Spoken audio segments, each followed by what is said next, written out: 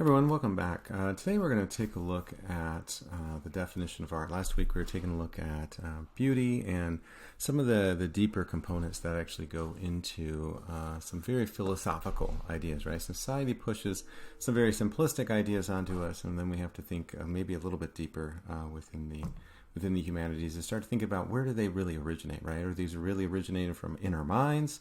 Or are they originating from some outside source that's telling us how to think and how to perceive, right? So as we think about the humanities, what is reality, right? Is our reality constructed by other ideas that influence the way that we see the world? For instance, do the values that we have in the United States the exact same as the values that people are going to share in North Korea, right? Or are there going to be different values, different ideas, different emphasis?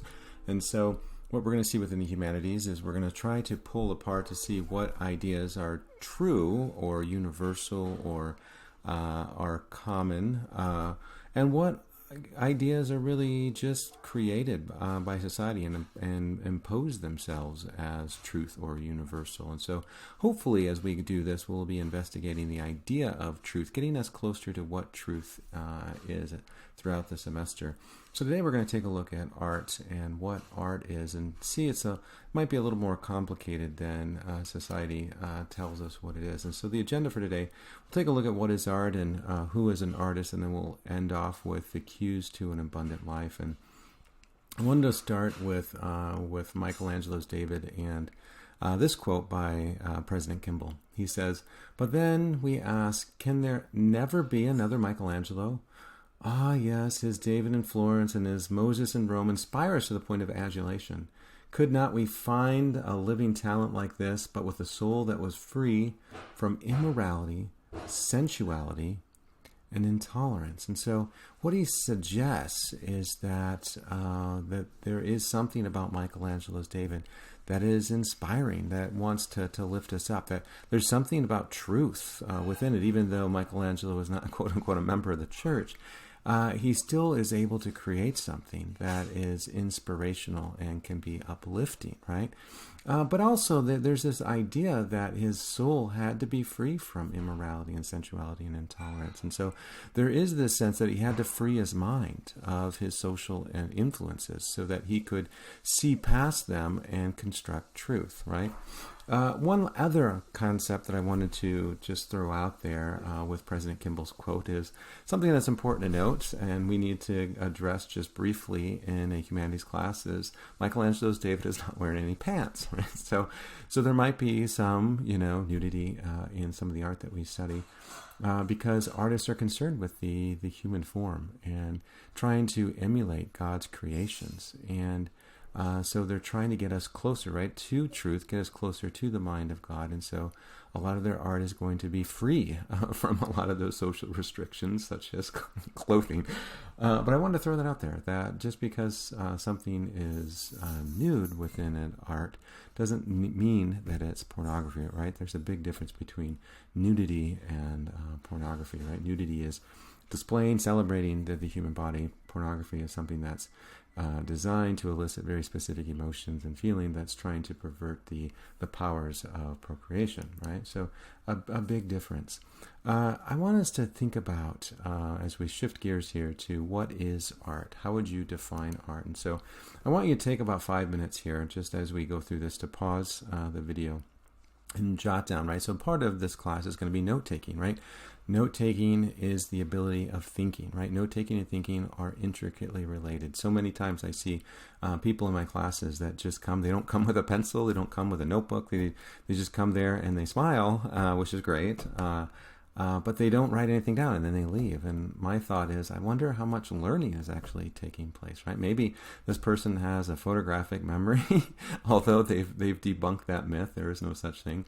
But maybe this person is retaining it some other way.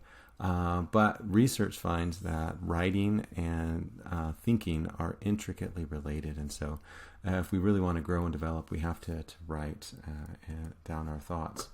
I want you to please write a few sentences on how you would define art. I want you to first start with a basic definition and then write what you would consider to be good or inspired art. And we're going to cover this within our Zoom lecture as well. So a lot of our Zoom and our discussion boards are all going to be intricately linked within similar themes, similar ideas. And the more we cover these topics, the more we'll become more familiar with them, the more we gain confidence about talking about them, and the more we can see the importance from different angles. And so I'm designing this course for the Zoom and the lectures and the discussion boards to all be related thematically for the week. And so you might see some similar topics, whatnot, and some people might get frustrated with that, but really it's designed to get you thinking deeper about ideas that sometimes we just kind of passively accept without really thinking about them.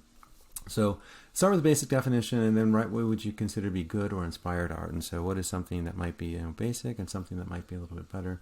What does art look like or sound like or feel like or taste like? It could be within cuisine to you, right? What does it look, feel, or sound like to you? Consider some examples as you refine your definition. So a big part of taking an abstract idea is to find something that is solidified, something that is, an example to say, this is what I think art is, and here's an example, right? Here's an example of the criteria, and here's how, right? So this is helping you to refine that definition. So pause the video, take a chunk, start with a basic definition, then think about what's something that might be better art, point to an example of why. All right, now as we come back, a part of any good definition considers what something is and also what something is not, right? So this is where it gets a little bit tricky. I think the first part people generally do fairly well with. Sometimes it gets a little bit too abstract, and I need to help pull it into more of the concrete. But this is the one that people struggle with the most, right? What is something that is not art, right? As you define, please consider what is not art and why, right? So, for instance, if you're going to define a chair, right, you would say it's something that people sit on that has 4 legs, right? But then you have to distinguish what's not a chair, right? How is a desk or a table not a chair? Or how is a stool not a chair, right? And so as we start to hone in our definition of what art is, we have to kick some things out of the circle, because not everything can be art. Otherwise, it's not a very good definition, right? So we have to start thinking about what we're kicking out of the circle. And that's where it becomes tough for people, is trying to consider what is not art. So take a few minutes, about 2 minutes, think about something that might not be art, and what does it exhibit that makes it not art? Okay, as we come back, what I generally find that we start with is the notion that art is pretty subjective, right? It's just like we talk about beauty, right? Beauty is in the eyes of the beholder. That's kind of what society tells us right now. Society is pushing this idea that art is up to the individual experience. And I want to question that idea. I wanted to start with this clip by Brian Regan. I consider some of the comedians today to be the 21st century philosophers, and so I want to take a look at his ideas. And I think some people suggest that this is kind of their view of art, which is fine. It's a good starting point, and so he provides a good starting point for us to think about what art is. Very nice. Well, I felt stupid last night. I went to a party, and you know how you're supposed to mingle around and talk to people? You ever walk up to a group and then instantly find out they're talking about something that's way over your head? I never know what to do in that situation. I wish I knew how to say, I don't know what you're talking about. May I still stand here?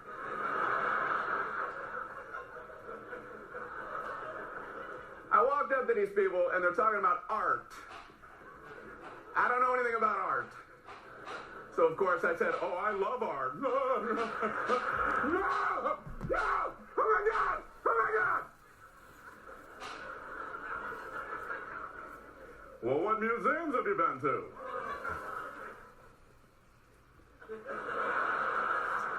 I have to go home now. I bid you adieu. I could not think of a single museum name.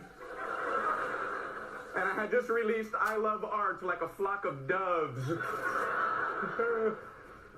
I don't know what to do. And then I remembered I had read about a museum in France or something. So I figured I'm lying anyway. I might as well lie to get out of that first lie. Nothing smarter than that technique. So I was like, well, I was in Paris at the Louvre.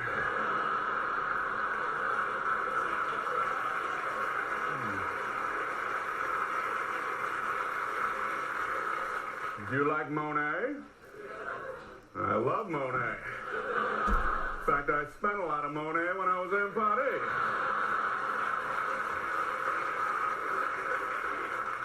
Well, what's your favorite Cézanne? Winter.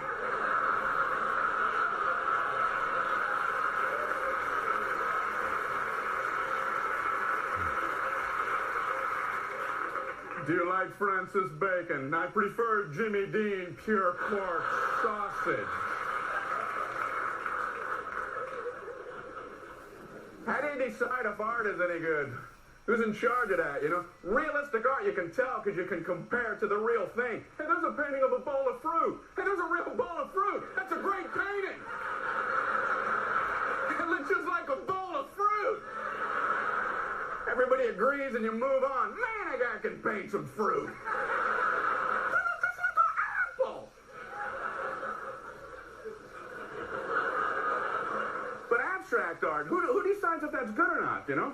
Like Picasso, he puts two eyes on the same side of the face. I mean, if I were judging, I'd have to take points off. Pablo, listen. Get over here, Pablo. Look around. Does anyone have two eyes on the same side of the face? No, hence the low score. And people say, well, that's just it, Brian. He sees things differently. Well, then he shouldn't be painting. Might want to give him a camera because he's not even close on these images. So as we take a look at Brian Regan's definition, what I generally find is that people have kind of two extremes as they define their art. And so I'm hoping to kind of refine those extremes today and cut some of the edges off as we hone in on this. The first extreme is that art has to be visual in order for it to be art. That bowl of fruit has to look like, you know, a real bowl of fruit. Otherwise, you know, it's not a good painting, right? But the other extreme goes like this, right? Art is like ice cream, right? Some people like huckleberry and some people like chocolate chip. And, you know, if you want to get in a debate of whether which flavor is better, right? There's the huckleberry people and there's the mint chocolate chip people. But the idea is one really superior than another? And the answer then is no, right? And so essentially, this is the subjectivity argument that art is for one person and it might be not art for another person, but it's all up to the individual and the individual experience, right? So that's the other extreme. So either on Brian Regan's side, you have the art has to be this way. And then on the other side, they kind of shift gears almost diametrically opposite to say that art is anything and it's just up to the individual experience. And so I think society promotes both of those ideas, right? Both of those extremes. And what both of them, however, do is they get us to not think deeply about it, right? Because if you just say, well, art is visual and you see something that's not visually representative, you just immediately dismiss it as not good art. Or if you just say, well, that's art, or that's, you know, that's art for me, that's not art for you, then you're not really thinking about it. You just think, well, whatever, I'm going to go home and not really think deeply about it. But I want to question this idea of subjectivity, right? The subjectivity argument. The subjectivity argument suggests this, just so let's dig deeper a little bit here, that each of these works are the same, right?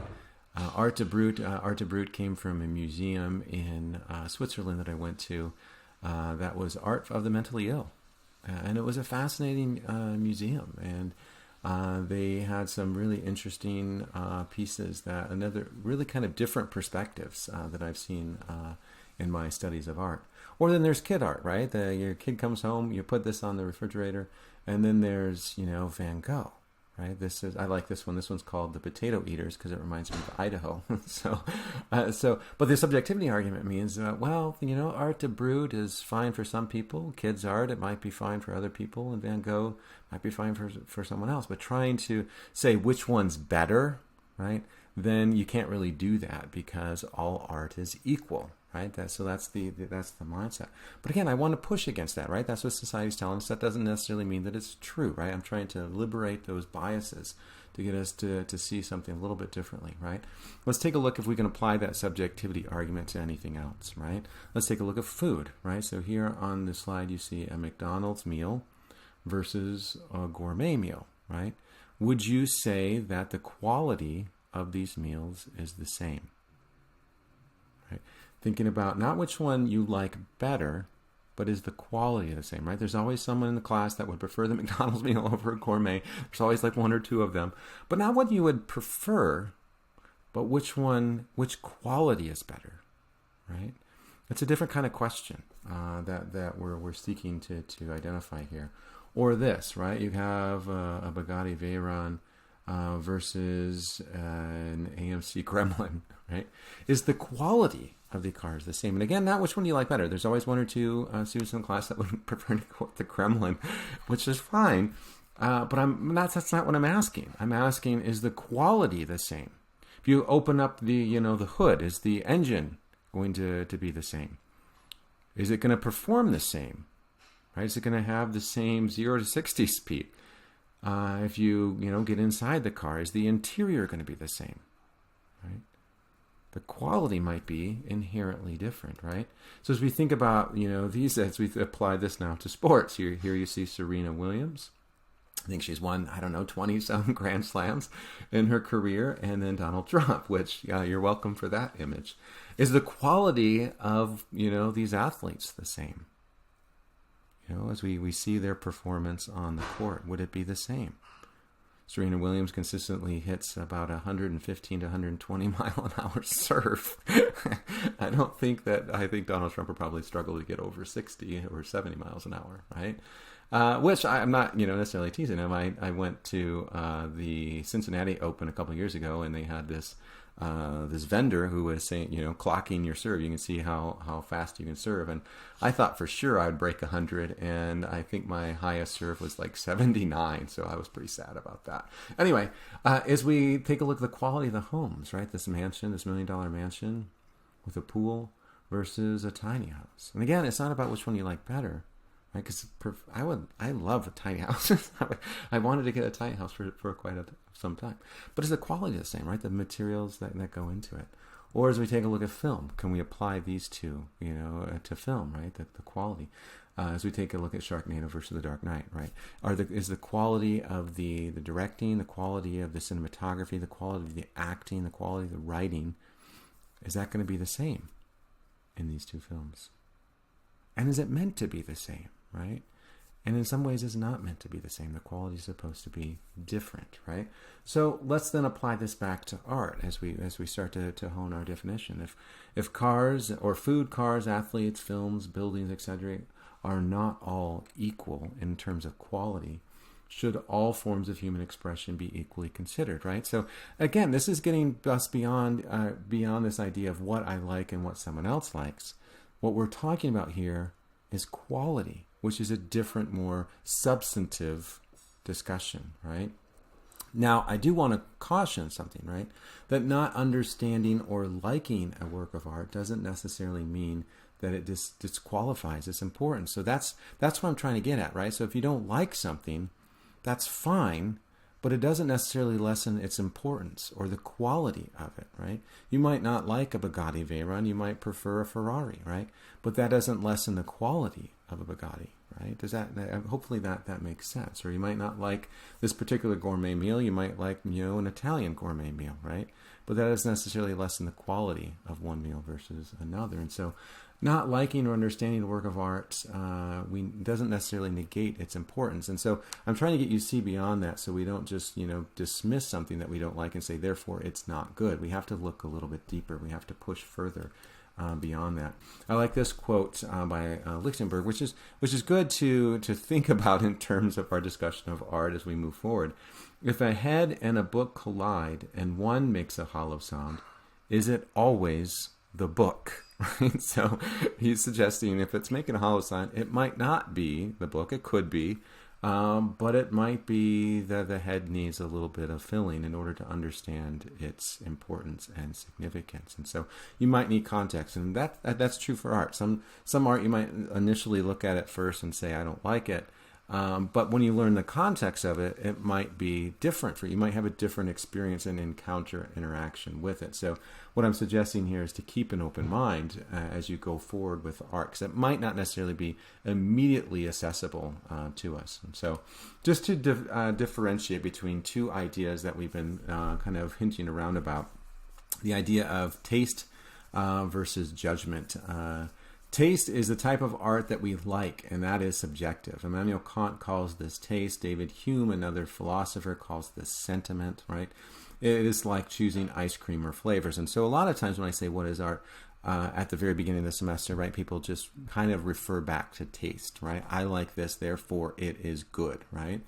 One person likes, another may not. And so there is a difference with that. So I'm not necessarily negating that taste is part of it, the equation, but it shouldn't be the only part of the equation, and it definitely shouldn't be the driving force of an equation. There might be something more. And so the other element of appreciating art is judgment, right? Judgment of a work of art's merit should not depend on individual taste, whether you like it or not, right? Your knee-jerk reactions. Not liking a work of art does not lessen its relevance, importance, or influence. Hume asserts that art should not be judged on whether you like it or not, but upon how well it captures the human experience. And so there's got to be some other, he's talking about here, quality. What is the quality of the given work of art? Hence, there is much more to art than our immediate knee-jerk reactions. You may need to know how to read and interpret art, which we're going to focus on this week.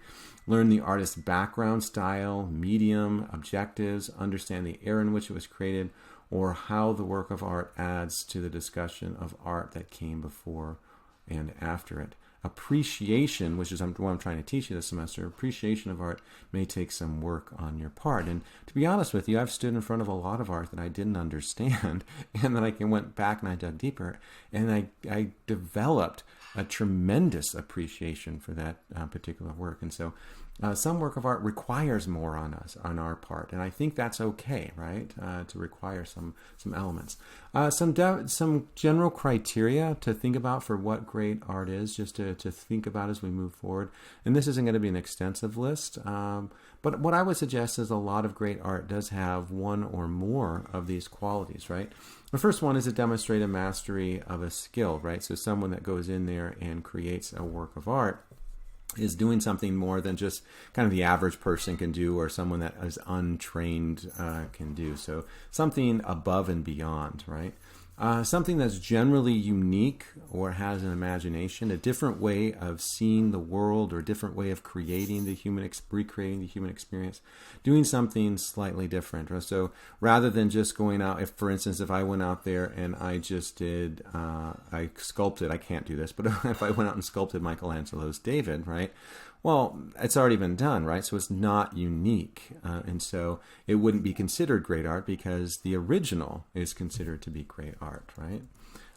Generally, a great art will convey an idea, an important idea, right? If I was just to, paint a bowl of fruit, for instance, is that conveying a great idea? Well, it might, but it might not, right? So depending on how well it conveys an important idea. And then also it's timely, meaning it really captures the time in which it was created, right? So if it was the Renaissance, like Michelangelo's David, for instance, it really captures the essence of the Renaissance man, the values of Neoplatonism and humanism. It really captures the essence of its era. But it's also timeless, meaning that, decades, centuries later, people can come back and still appreciate it. And so not all art is able to do this. Some art is really timely, but it's not timeless, right? So it doesn't necessarily stand up, so they've been kind of lost to the edge of time. And so something to think about within this is, for instance, with music, right? As we think about the music of today, right, it's very timely, but what music do you think that we're going to be listening to in humanities classes in 100 years? Do you think we're going to be listening to Beyonce, Jay-Z, right? Do you think we're going to be listening to Queen or the Beatles? right? And so think about, how well it stands up to, changing times, right? That captures that kind of eternal element to the human condition. Number 5, it expresses emotions that the viewer can feel, right? So it not only conveys an idea, but it impacts us, right? And that's what we talked about with beauty, right? This emotional response that impacts us, that causes us to kind of change our outlook, change our perspective. It doesn't necessarily have to be pretty, right? There's a difference between beauty and prettiness, right? Prettiness is something that, looks nice and is pleasing. But beauty can, this idea of expressing emotions that the viewer can feel, they can be negative emotions, right? You can come out of a sad film and still say that was a beautiful film and be, true, right? That you can be correct by that. And so it just expresses emotions that generally uplift us or get us to think about the world a little bit differently. It generally has complexity to it. What that means is we can go back to it. Whether it's a book, right? We can go back and reread the book, and we gain new meaning, new understanding, new insight, or go back to an artwork and gain new understanding or insight, or go back to a film, right? So something that we can kind of go back to, and it still kind of is fresh, and it has new meaning to us. It's kind of like the scriptures, right? We can go back to it, and different times in our life, it has different meanings to us. And so the greater art is able to do these elements, the greater the art, I would say, maybe, would be, right? And number 7, it has the purpose to be art, right? A lot of pushback that I get from this is, well, for instance, isn't a pen art, right? Doesn't have some type of design to it, or doesn't an iPhone have some type of design to it? And I would, maybe ask, is the purpose of it to be art? Or is it just to be something that is functional, like a pencil or a pen, right? So again, something to think about. What's the actual function of the work of art? What's the actual purpose or intent? Something to think about. These are 7 criteria to consider. Not that this is the end all be all list, but it's just something to kind of move forward. But again, there's some complexity to these ideas, and I wanted to show you the complexity because I want to avoid oversimplification. Oversimplification generally leads to problems, right? This one, just to kind of take a look at the first principle. Art is a mastery, right? There are, as President Kimball said, can there ever be another Michelangelo? And my answer is no. He is a master unto himself, right? He's in his own league. And once he died, that kind of divine light of art went with him. And so it demonstrates a mastery skill. Michelangelo demonstrates that, right? But here, as we think about this, right, this is some street art. If you go to Rome or Paris or any major city, I guess, they're going to have some people on the streets that are creating this, spray paint art, and it looks realistic. And a lot of people go up and they love it, and they say, yes, this is a mastery or skill. But then as we dig deeper, what we find is a lot of these people, at least in Europe, are refugees coming in from war-torn countries looking for work. And so they come in, and some people will train them, generally over the process of a morning or an afternoon, and teach them how to do these things. And they just kind of replicate them over and over and over each day.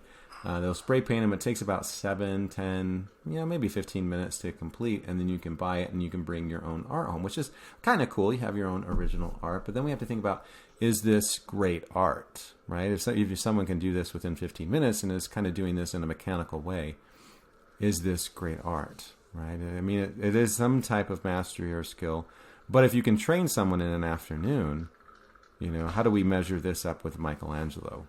Right. And so again, something to consider as we think about, the actual product of it, as we see here, how does this measure up with something that is entirely unique, right? But another question to think about within this, if art is a skill, right, can something that is technological be considered art? And certainly there's a lot of artistic elements that go into iPhones, or if you have Android, your Android phone, in order to create this aesthetic appearance, right? To create this kind of immediate reaction response to it that we want to kind of keep going back to it. But again, we want to question, is there a difference between art and items that serve as a function? Both are forms of human expression, but should both of them be equally considered as art or found hanging in a museum, right? So again, getting us to think about, art is a skill, and it definitely does take skill to design this. But is it the same type of skill, right? And how do we measure those different types of skills, right? Where do we put one in one category and one in another category, right? As we think about art is an idea or an emotion, right, is to generally kind of impact us or influence us. And as we take a look at this one's definitely pretty. We have kind of a realistic representation by Andrew Wyeth here. This is entitled Christina's World. But as we dig in deeper and find some different context to it, we might appreciate it a little bit differently. It might have a different emotional impact to us. Christina here, this is her home, and she's paralyzed from the waist down. And so this is generally as far away from her home as she's ever been. And so this is her entire world, right? And so in some ways, as we think about this, now we might not, necessarily experience exactly what she's experiencing, but I think in some ways, way, shape, or form, we can all experience this idea of feeling trapped or feeling as though our world is closing in on us, or feeling as though we kind of long to be home, right? So there's a lot of emotions that are being invoked with us as we kind of experience this art, even though we don't necessarily identify with this specific situation. We can still kind of feel the emotions and feeling. Or this one, right? The War Memorial in the Vietnam War Memorial in D.C. And as you go into this, if you've ever been there, you'll know this experience. But as you go in there, you see the names of the people that died who served in Vietnam. And it's meant to be very polished, very clear, and so you can see yourself. And so you're seeing yourself reflecting through the names that are there. So you have to think about where you are today is a result of the sacrifices that were made by people that came before you. And so, again, it captures an idea, it captures an emotion. It's not necessarily something that's, visually representational, right? It's not as though this is Christina's world or Michelangelo's David, but it's capturing an idea, right? And it's the idea that makes it artistic. Or this one, right? Here again, we're thinking about the complexity of art. If art is supposed to be unique, can something that is not one of a kind be considered art? And here we have Rodin's The Thinker, which you guys are probably all a little bit familiar with. But what you might not know is that he did 28 of them. He said, you know what, if I can make a lot of money on... He was a very famous artist in his own day. But he said, if I can make a lot of money on one painting, or one sculpture, rather, think what I can make on 28 of them. So he made 28. So we'll talk about medium and how he was able to do that with his with bronze, with his casting, when we talk about medium. But he made 28 of them, and so this is not a one of a kind. So does that lessen its importance? And my argument would be, I would take any one of them and put it in my backyard. I would love any single one of them. And so what is it that then makes it art, right? Maybe if he made like 3 million of them, it would start to lessen its importance. So supply and demand might factor into that, but doesn't necessarily have to be unique, right? And so again, as we take a look at those 7 criteria, those are just kind of starting points to kind of launch board into a discussion. But you're not necessarily the end-all be-all, and they're definitely very difficult. What I'm arguing is that art is a moving target. And anytime a society says art can't do that, an artist says, oh yeah, and then tries to do it, right? But this is, again, another kind of way to think about the complexity to this. They did this museum, or they did this experiment rather, in a museum in England. And what they did was they took an actual original Fragonard painting, and they then bought one online from China, right, a replica. And then they put them next to each other in the art gallery, and they had patrons come into the art museum and vote on which one they thought was the original, which one they thought was the fake. And what they found is that of the 3,000 visitors, only 347 of them, you would think it'd be, a little bit closer since they have a 50-50 chance, but only 347 of them identified the correct masterpiece. And so as we think about this, right, can a replica just be just as good as an original? Does it have to be the original for it to be considered art? And so again, the idea of this discussion is complicated, and it's inherently complicated because art reflects the human experience, and the human experience is complicated. And so what I'm trying to get you to think about is to push beyond those oversimplifications of art has to be, a bowl of fruit and look like a bowl of fruit, or art is anything and what anyone says it's art. There are some criteria that we can consider, but again, it's a moving target and it's complex, just like the human experience is complex that it's representing. So I'm just trying to move away from oversimplifications and to try to liberate our minds to see a little bit more clearly through the smoke and mirrors that society generally poses on us. And so my idea here is, although it may be difficult to find a perfect definition of art, it doesn't necessarily mean that we give up or don't try. What I find often is when as the people that say art is like the Brian Regan, the bowl of fruit, when I start to complicate that, then they immediately go to the other side and they say, well, then there's no way in the world we can ever, possibly go to, find any type of definition whatsoever. And so they go kind of from, 0 to 100 in like a microsecond. They go from one extreme and to the other extreme. And, there might be some middle ground to it, right?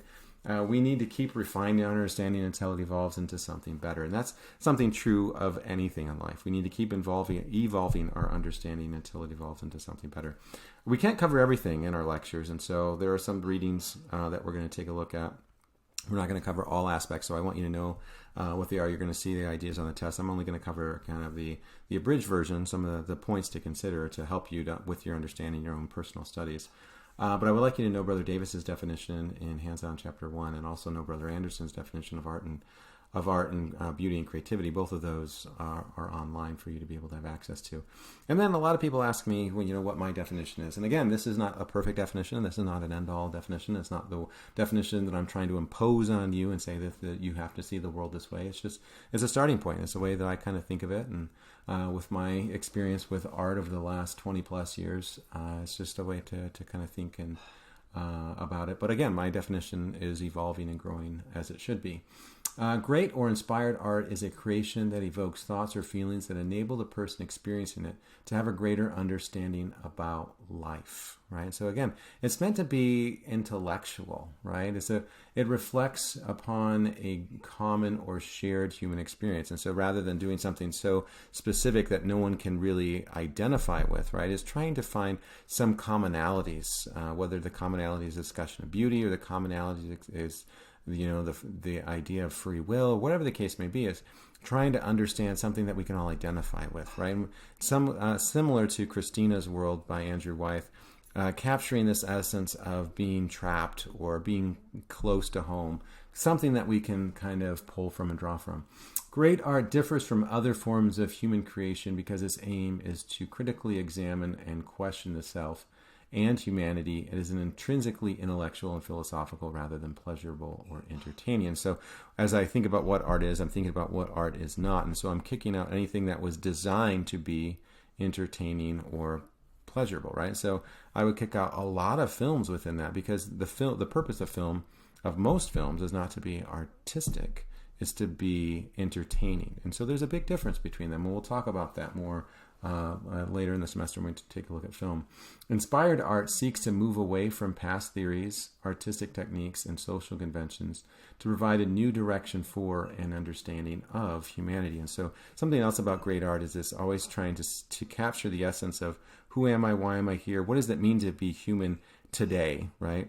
And then trying to find an aspiration of how we can continue to grow and evolve as a species to lead us to a new direction for tomorrow. So with this, right, as we kind of close here, I want us to think about, what's all this talk about art? Does art matter? Should art matter, right? Does art matter to the church as we think about the church buildings that we have, the temples, the temple grounds? Should art matter to members of the church? Should art matter within our families, right? So what is this talk about art, and does art matter, right? Does a discussion of beauty really matter? Something to think about as you kind of think about your own families, whether you have a family now, or in the future, right? With your future families. This is something to consider, right?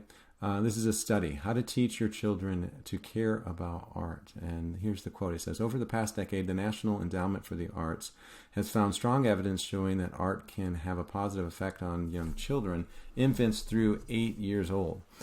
A December 2015 NEA literature review conducted by program analyst Melissa Menzer, for example, found connections between the arts, including music, theater, visual arts, and literature, and social and emotional skills such as helping, caring, and sharing activities. Right. So these are some qualities that we think of are valuable to have as members of the church within our, within our communities, within our families. There are times when adults introduce judgments into the arts making environment, and teachers of the CMA have to step in.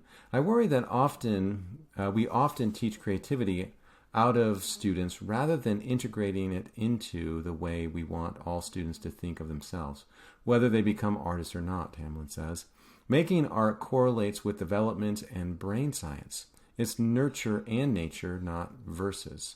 Hamlin notes that elementary school art classes that focus on skills and provide guidelines for what drawing should look like can be detrimental. So this is kind of the Brian Regan, this is the only way to kind of do it. I think an emphasis on driving home skill-based instruction can be difficult for early childhood. It reinforces that there are good skills and bad skills, and that there are people who have skills and people who don't. And so part of the problem that we're facing in society is that society is imposing those ideas of what good art is and what good skills are, and they're kind of teaching that creativity out. And so what I'm getting you to think about is not necessarily, this is the end all be all, but it's getting you to think about what are some common criteria as we think about the qualities of what art could be and what art, might become, right? And so things to consider as we teach within our families. Thinking about the Robert Thomas article, Cultural Cues to the Abundant Life, that I had you read. I wanted to just read through two quotes, just in parting today, to think about. He says, "The whole life is the happy, significant life. How embarrassing it is to hear someone say that he is not interested in music, art, drama, or literature." And I want you to think about whether you've heard someone say that he or she doesn't like art or in culture. And what do you think that Robert Thomas finds this statement, or why do you think he finds this statement to be embarrassing, right? So what is it about that, right, that might suggest that a level of embarrassment? And then this is where I want to leave you off, this idea of boredom. He says, "The most obvious symptom of cultural poverty is boredom, the self-imposed jail of cultural deprivation.